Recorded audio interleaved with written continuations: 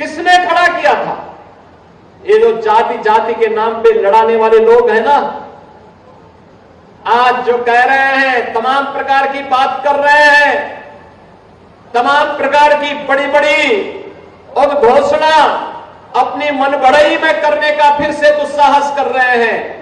क्या ये सच नहीं है? क्या ये सच नहीं है? ये वही लोग हैं जो टीपू आज सुल्तान बनने का ख्वाब फिर से देख रहे हैं। बहन और भाइयों, यही टीपू थे जो माफिया के सामने नाक रगड़ करके आपके सामने पहचान का संकट खड़ा करते थे।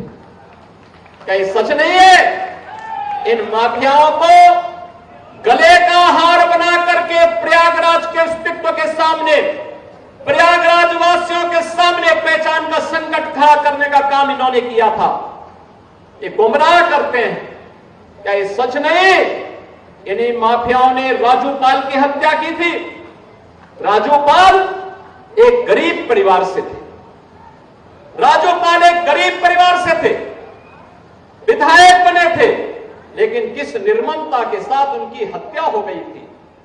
उस समय इन्हें याद नहीं आ रहा था पीटीए, राजूपाल मार दिए गए, लेकिन इनको अपनी कुर्सी की चिंता थी। तब इनको अपनी कुर्सी की चिंता थी।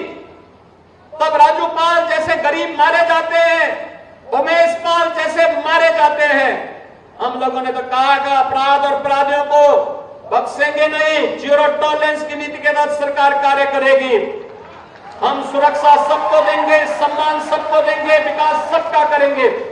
लेकिन अगर किसी ने किसी बेटी वहां चलती हुई बेटी पर हाथ डालने का दुस्साहस किया तो उसके हाथ अलग होंगे, पैर अलग होंगे, जरूर करवा देंगे। हर बेटी को सुरक्षा प्रदान करना ये सरकार का दायित्व है और सरकार अपने इस दायित्व का निर्वहन करेगी, किसी भी हद तक जाकर के करेगी। हर व्यापारी को सुरक्षा प्रदान करना हमारा कार्य है और सरकार किसी भी हद तक जाकर के सुरक्षा भी देगी, उन्हें सम्मान भी देगी। हर नागरिक को सुरक्षा प्रदान करना, हर बहन और हर बेटी की सुरक्षा करना इस सरकार का कार्य है, सरकार उसको भी करेगी।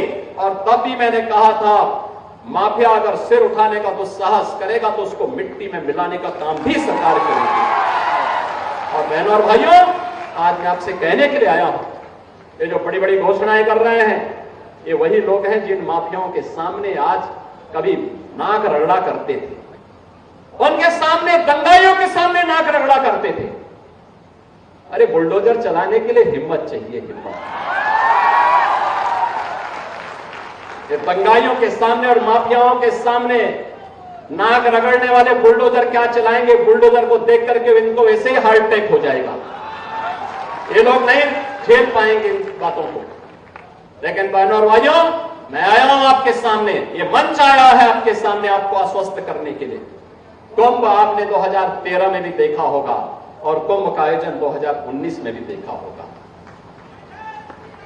2013 में जो भी आया होगा संकल्प लेके गया कि दोबारा इस प्रकार की दुर्व्यवस्था में नहीं आऊंगा।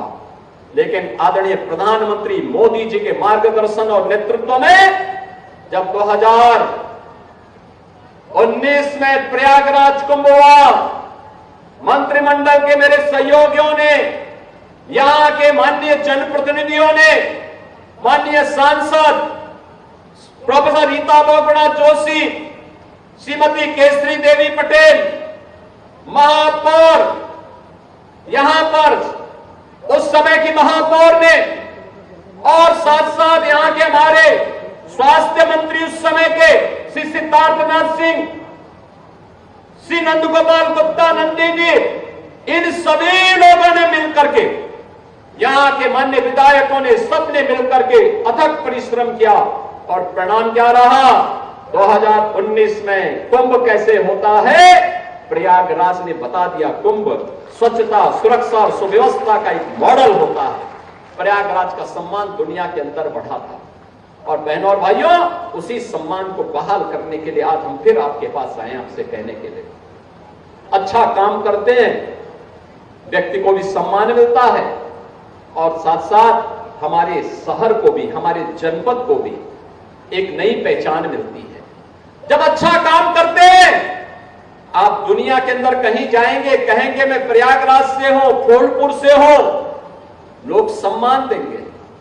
लेकिन बहनों और भाइयों, क्या ये सम्मान उत्तर प्रदेश वासियों को, प्रयागराज वासियों को 2017 के पहले भी मिलता था क्या? 2017 के पहले तो कहीं जाते थे, लोग पूछते थे कहां से आए हैं। अगर कोई कह दे कि यूपी से है, प्रयागराज से हैं, गोरखपुर से हैं, तो उस समय लोग बड़ी हेत इससे देखते थे, हटा देते थे, कहते थे ठीक है आप चाहिए भैया। लोगों को लगता था पता नहीं किस वेश से आया है, क्यों आया है। यानी होटल और धर्मशाला में भी कहीं कमरा नहीं मिलता था देश में।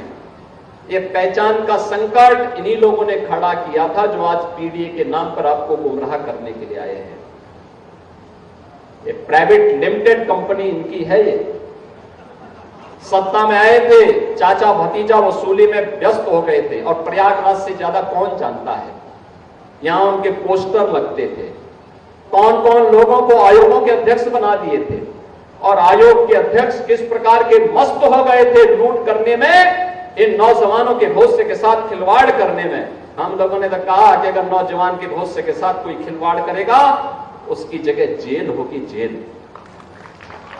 कोई भी युवा के साथ खिलवाड़ नहीं कर सकता है, और जो करेगा जेल भी भेजेंगे, संपत्ति को जब्त भी करेंगे, और फिर जैसे प्रयागराज में माफिया की जमीन पर कब्जा से मुक्त करवा करके गरीबों के आवास बनाए गए हैं, ऐसे ही आवास भी बनाएंगे, महिला संरक्षण गृह भी बनाएंगे, और समाज के अलग अलग तबके के लिए भी आवास की सुविधा वहां उपलब्ध करवाने का काम कराएंगे। बहनों और भाइयों, कार्य करने के लिए नेक नियत चाहिए, सरकार की स्पष्ट नीति चाहिए, कार्य करने का एक जज्बा होना चाहिए, चुनौतियों से सम और विषम परिस्थितियों में लड़ने का, आगे बढ़ने का एक जज्बा होना चाहिए। याद करिए 2017 के पहले उत्तर प्रदेश एक बीमारू राज्य हो गया था, न युवाओं को नौकरी मिलती थी, न रोजगार मिलता था, न कोई निवेश करने के लिए आता था, अन्नदाता किसान आत्महत्या कर रहा था, बेटी सुरक्षित नहीं थी, व्यापारी का सम्मान भी नहीं था और उसको सुरक्षा भी नहीं थी, समाज का कोई तबका खुशहाल नहीं था, दंगे होते थे, बड़े बड़े दंगे होते थे, महीनों महीनों तक दंगे चलते थे। आपने 7.5 वर्ष में कहीं दंगे का नाम सुना है क्या? कहीं दंगा हुआ है क्या? और कोई दंगा कर पाएगा क्या? दंगा करने की कीमत क्या होगी है? ये उल्टे पोस्टर जब टंगेंगे ना शहर शहर में, और फिर उनसे वसूली होगी 7 पीढ़ियों तक की, ये सारी संपत्ति वसूली होगी। अच्छे अच्छे दंगाई दंगा करना भूल गए हैं। अच्छे खासे जो पहले माफिया सत्ता को संचालित करते थे, इस समाजवादी पार्टी की सरकार को, कांग्रेस की सरकार को जो माफिया संचालित करते थे, उन माफियाओं की पैंट गीली होती हुई भी आप लोगों ने देखी होगी, कैसे गिड़गिड़ाते थे। बहनों और भाइयों, ये माफिया समाज का कोड है, कोड। जब तक आप इसको निकाल बाहर नहीं करेंगे, तब तक वर्तमान और भविष्य ये लोग लगातार आपका खराब करते रहेंगे। और इसलिए लड़ने का एक जज्बा, जैसे सरकार लड़ रही है, ऐसे ही हम सबको लड़ना होगा। मेरे लिए आज प्रयागराज आना बहुत महत्वपूर्ण है, फूलपुर में आना महत्वपूर्ण इसलिए भी है कि लगातार हमारा व्यावसायिक और तकनीकी शिक्षा विभाग, स्किल डेवलपमेंट विभाग, श्रम और सेवायोजन विभाग के माध्यम से जो रोजगार मेले के क्रम लगे, कहीं मैं गया हूं, कहीं डिप्टी सीएम केशव प्रसाद मौर्य जी गए हैं, कहीं पर डिप्टी सीएम श्री ब्रजेश पाठक जी गए हैं, कहीं पर जल शक्ति मंत्री श्री स्वतंत्र देव सिंह गए हैं, कहीं पर कृषि मंत्री श्री सूर्य प्रताप शाही जी गए हैं, और कहीं पर मुझे भी आने का अवसर प्राप्त हुआ है। और मुझे प्रसन्नता होती है जब हमारा युवा नौकरी और रोजगार के लिए कहता है कि हमें नौकरी भी चाहिए, मैं अपनी शिक्षा को भी आगे बढ़ाऊंगा। मैं मां बाप पर बोझ नहीं बनूंगा। यह अच्छी बात है और इसीलिए सरकार ने आपके लिए व्यवस्था की है सीएम इंटर्नशिप की स्कीम। प्रधानमंत्री जी ने घोषणा की है पीएम इंटर्नशिप की स्कीम। कोई भी उद्यम, कोई भी इंस्टीट्यूशन, कोई भी उद्योग, अगर किसी पढ़ने वाले कोई नौजवान ग्रेजुएशन कर रहा है, फाइनल ईयर है, पढ़ाई के साथ साथ नौकरी करना चाहता है, आधा मानदेय वह इंस्टीट्यूशन या उद्योग देगा, आधा सरकार देगी और सर्टिफिकेट मिलने के बाद फिर उसका प्लेसमेंट की गारंटी होगी। एमएसएमई विभाग के हमारे मंत्री यहां पर हैं श्री राकेश सचान जी। इनके द्वारा एमएसएमई विभाग में 10 लाख युवाओं के लिए एक नई योजना प्रारंभ हो रही है, मुख्यमंत्री युवा उद्यमी की। मुख्यमंत्री युवा उद्यमी के माध्यम से 10 लाख नए उद्यम लगाने हैं और हम लोग पहले चरण में 5 लाख और दूसरे चरण में 10 लाख ब्याज मुक्त ऋण देंगे। बैंक का जितना भी उसमें ब्याज आएगा सब सरकार बढ़ेगी, आप केवल मुनाफा कमाते जाइए। ये ऋण युवाओं को तो मिलेगा लेकिन नंदी जी को नहीं मिलेगा, क्योंकि ये अब युवा नहीं, ये बुजुर्ग की तरफ बढ़ रहे हैं आगे। बहनों और भाइयों, इसलिए मैं आप सबसे कहूंगा आप ट्रेनिंग ले सकते हैं। नंदी जी के पास एक अनुभव है, यहां पे मैं देख रहा हूं तमाम ऐसे उद्यमी आए हैं जिनको मैन पावर चाहिए, अच्छा मैन पावर चाहिए। वे लोग बताएंगे, स्किल डेवलपमेंट विभाग बता रहा है और हमें एक हमारे पास करने की इच्छा शक्ति होनी चाहिए। नंदी जी ने भी जब काम प्रारंभ किया होगा, बहुत छोटे से काम प्रारंभ किया होगा, आज उनका कार्य का विस्तार हुआ, उन्होंने अपने कार्य का विस्तार दिया। सीख करके जज्बा होना चाहिए, कार्य करने की एक ललक होनी चाहिए और ये छोटी सी पूंजी बात नहीं, बड़ी पूंजी बनती है। सरकार उसमें सपोर्ट कर दे तो वही बाद में अपना एक नया स्टार्टअप स्थापित कर सकता है, एंटरप्रेन्योर बन सकता है, वही बाद में उद्योगपति बन सकता है, वही फिर किसी एक फील्ड का बादशाह बन सकता है और फिर उसकी तूती बोलती भी दिखाई देगी। मेहनत से कमाया गया पैसा फलता फूलता भी है, लंबे समय तक पीढ़ियों को यशस्वी बनाता है और सही मार्ग का अनुसरण करते हुए हम कार्यक्रमों को आगे बढ़ाते हैं। और मुझे प्रसन्नता हुई 15,000 युवा एक साथ यहां पे नौकरी और रोजगार प्राप्त कर रहा है। आज बहनों भाइयों, इससे पहले मैं लखनऊ में 12 विभागों के 1300 नौजवानों को, 1374 नौजवानों को हम वहां पे सरकारी नियुक्ति पत्र देकर के आए हैं और मैं आपको आश्वस्त करने जा रहा हूं।